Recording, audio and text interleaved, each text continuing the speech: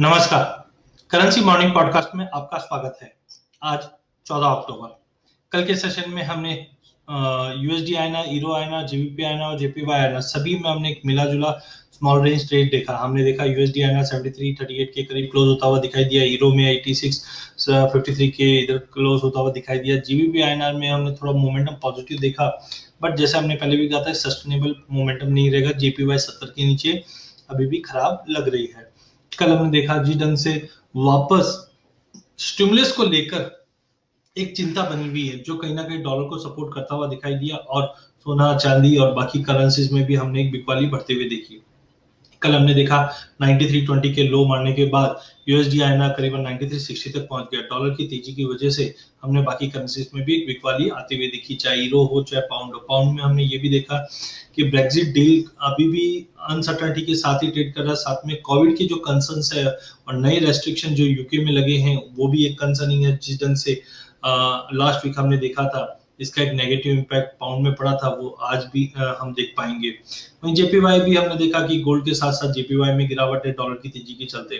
तो आज की ओपनिंग 73.50 के करीब होनी चाहिए यूएसडी आईएनआर की, और अपसाइड में हमें लगता है 73.65 तक का लेवल यूएसडी आईएनआर दिखा सकता है। डॉलर की तेजी के चलते यूरो में बिकवाली रह सकती है। हो सकता है मॉर्निंग में ओपनिंग जो रहेगी वो करीबन 86-70 के करीब रह जाए, बट उस बाउंस पे हमें बेच के ही काम करना है, जो 86.10 से 86 तक के लेवल देख पाएंगे।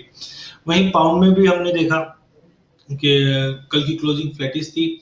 आज ओपनिंग करीबन 95-80 के करीब दिखा जरूर रहा है, बट 96 के नीचे काउंटर वीक है, जो 95.20 से लेकर 94.80 तक का लेवल दिखा सकता है।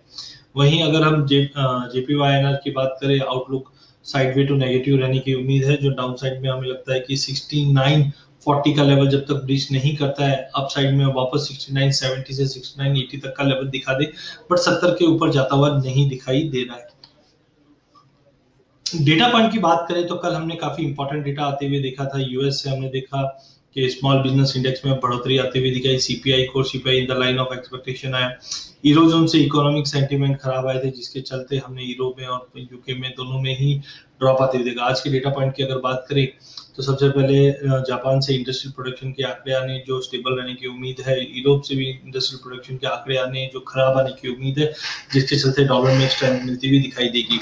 यूएस से आज इंपॉर्टेंट एफओएमसी मेंबर की स्पीच रहेगी, उसको देखना काफी इंपॉर्टेंट है। साथ में कोर पीपीआई के आंकड़े आने हैं जो खराब आने की उम्मीद है। तो दिन के सेशन में हो सकता है कि डॉलर में स्ट्रेंथ रहे, बट इवनिंग सेशन 6 बजे के बाद फिर से डॉलर में बिकवाली हावी हो सकती है। चार्टिकली अगर हम देखें यूएसडी आईएनआर तो 100 डे मूविंग एवरेज के ऊपर पहुंच चुका है, इचिमिको क्लाउड के ऊपर है, जो कहीं ना कहीं संकेत देता है 73-80 तक का भी लेवल हम यूएसडी आईएनआर में देख पाएंगे। वहीं ईरो आईएनआर की बात करें, प्राइस 200 डे मूविंग एवरेज के करीब खड़ा है, और ये अगर तोड़ देता है, क्योंकि क्लाउड के नीचे आ चुका है, जो कहीं ना कहीं संकेत देता है कि 86 का भी लेवल आज हम छू सकते हैं। तो ओवरऑल यूएसडी आईएनआर में बाय कीजिए। ईरो जीबीपी दोनों में ही गिरावट का रुख रहेगा। अधिक जानकारी के लिए आप हमारा यूट्यूब चैनल सब्सक्राइब कीजिए।